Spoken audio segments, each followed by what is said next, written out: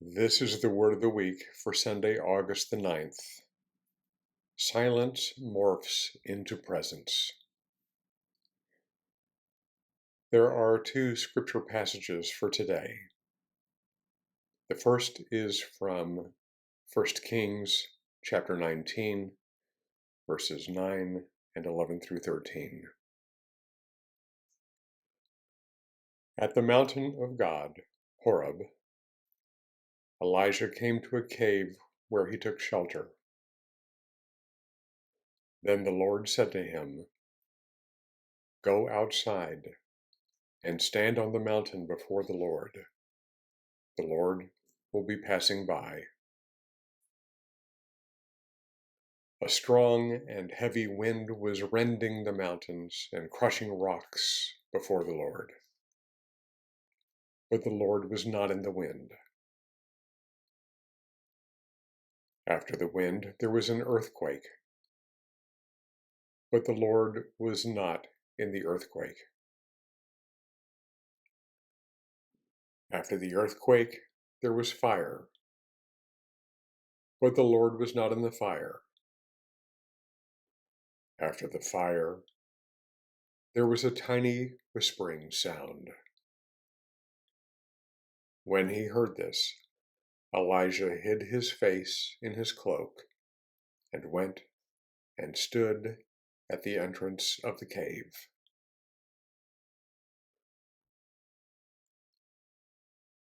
The second passage is from Matthew chapter 14, verses 23 to 25. Jesus went up on the mountain by himself to pray. When it was evening, he was there alone.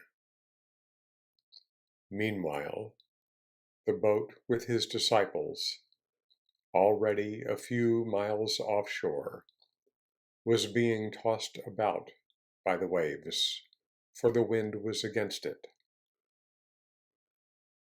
During the fourth watch of the night, he came toward them, walking on the sea.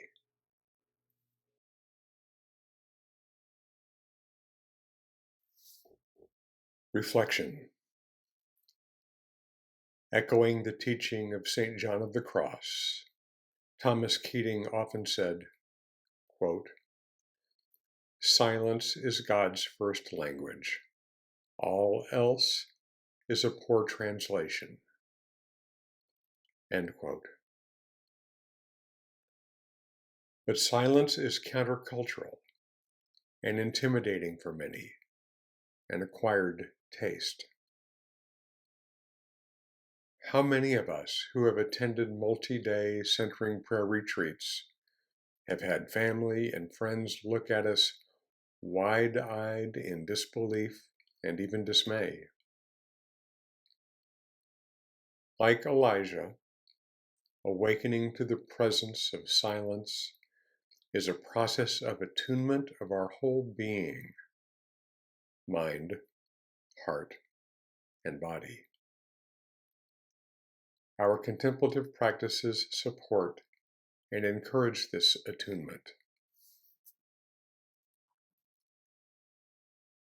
Toward the end of her book, The Wisdom Jesus, Cynthia Bourgeault writes, quote, "I'd like to leave you with a wager, and a wager is exactly what I mean. A wager is not something that gets rammed down your throat. It's more that same kind of invitation Jesus issued 2,000 years ago when his disciples said, 'Master, where do you come from?' And he said, 'Come and see.' The wager is this: Jesus, the living Master, is real, alive, intimately and vibrantly enfolding you right now. He is more present, in fact, than even your breath and your heartbeat. But to really know this presence, you need to tune in on a different wavelength, to shift from your usual binary operating system to the heart frequency where this Jesus connection broadcasts. Wisdom Christianity is practice-driven. When you do the practices that nurture the heart, you will sense this connection as a living bond. Your being becomes receptive to the higher meaning. In other words, you are the vessel, the instrument that receives the wisdom. As you attune and fine-tune your instrument, you will know. It's not knowing something more, like a new fact or piece of esoteric information. It's knowing deeper, knowing with more and more of your being engaged. End quote.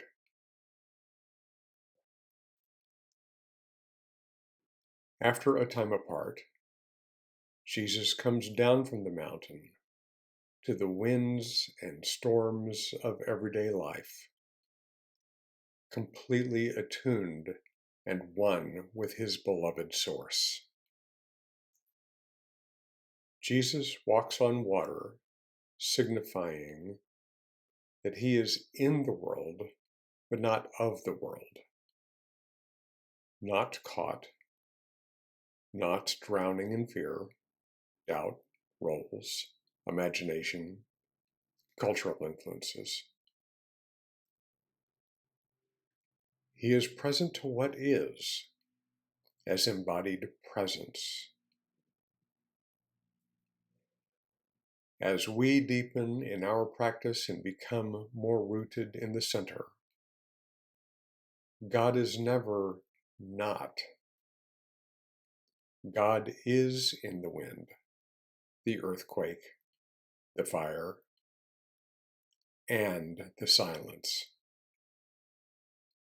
God is the truth and the reality in which we live and move and breathe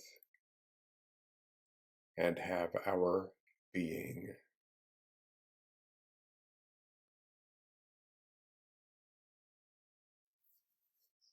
Meditations. There are two meditations for today.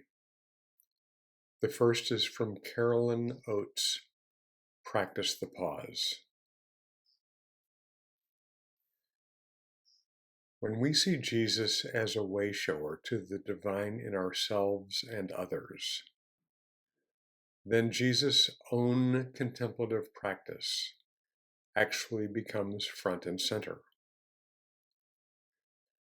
The synoptic gospel writers were clearly purposeful in again and again and again showing Jesus' intentional and consistent effort to be with God, to rest in God, to intentionally be in the formative presence of God as an inner life practice that apparently nourished and equipped him to meet the call and demands of his outer life. There is a definite rhythm to his practice as Jesus moves from time apart with God back into active ministry. Watch for it. Time with God, then action. Time with God, then action. The gospel writers clearly point to a distinct and continuous pattern.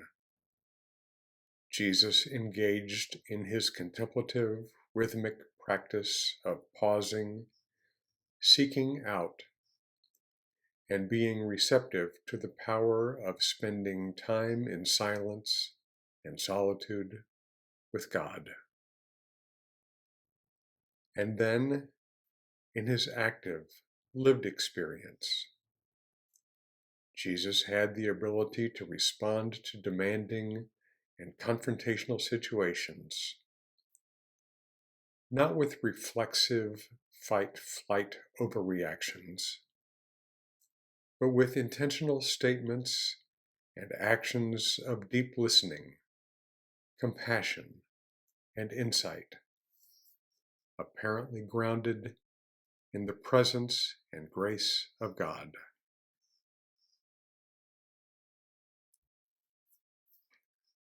The second meditation is from Thomas Keating's From the Mind to the Heart.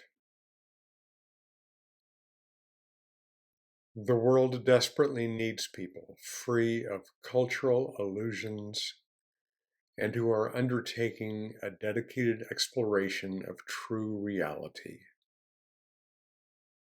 Not just to know the material nature of things, but also to know the very source of everything that exists. An unfolding contemplative practice eventually becomes total receptivity.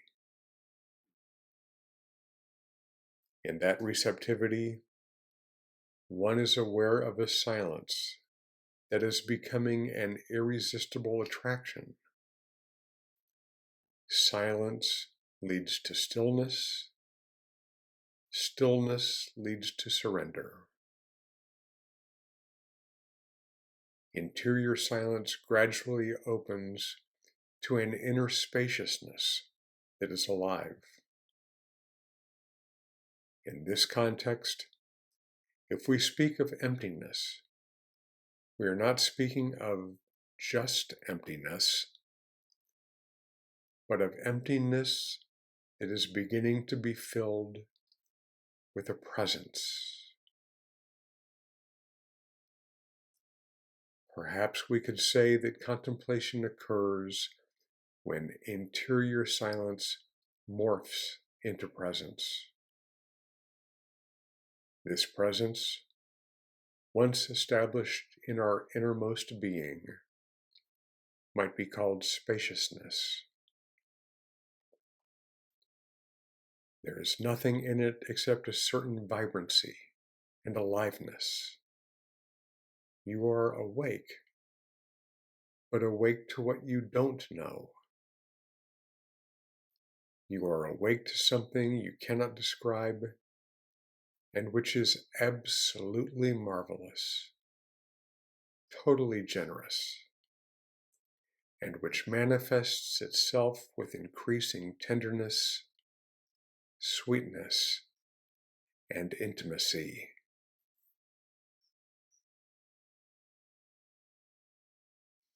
To practice, there are 3 suggested practices for this week. Practice number 1. Prayerfully reread these passages again in the manner of Lectio Divina, reading them aloud to engage more of your senses and feel the vibrations in your body. Gaze at the image. What do you receive for your journey now? Practice number 2. At the end of the day, prayerfully consider when you have moved effortlessly from presence into action, or when you wish you had. Listen to Spirit's response to your prayer. Practice number 3. Consider planning a time apart on a silent retreat, either on your own at home, online, or by attending a hosted retreat somewhere. In the question and answer linked in today's email, Father Carl Orico beautifully describes the benefits of multi-day retreats. You can find many retreat options on the Contemplative Outreach online calendar via the link in today's email. Even a simple half-day retreat at home can provide a restful reset and deepened relationship with the divine. Here is a simple schedule you could try for a morning, which could be easily expanded for a whole day.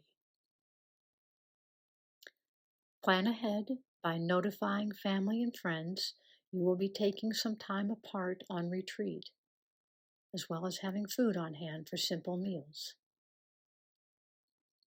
After rising, light a candle and say a prayer as a symbol of entering your retreat.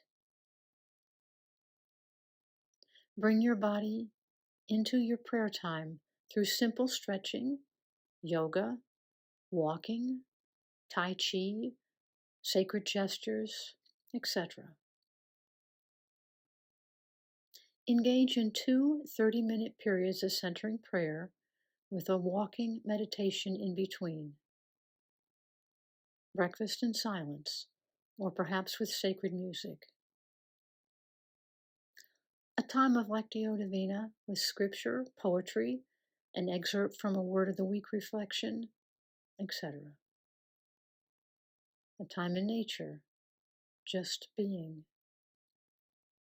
A time of spiritual enrichment, reading or watching one of the many videos offered on the Contemplative Outreach YouTube channel. Pick the video in advance of your retreat so you don't have to spend too much time online. Engage in 2 30-minute periods of centering prayer with a walking meditation in between. Lunch in silence or with sacred music. Close your retreat time with a prayer and a ritual blowing out of your candle. Re-enter your life with an active prayer sentence and the welcoming prayer as a way of continuing your prayer in daily life. And some further notes. Please post your reflections and prayer requests as prescribed in today's email. You are welcomed and encouraged to join one or more of the 3 weekly live Zoom prayer groups to support your practice and spiritual journey. Each prayer group has slightly different reflection excerpts. Therefore, some participants attend more than one. Further details are found in today's email. Additional opportunities to support your silent prayer practice and spiritual journey are often in the Meditation Chapel, a Zoom-enabled, worldwide meditation community. You can find out more by clicking on the links in today's email.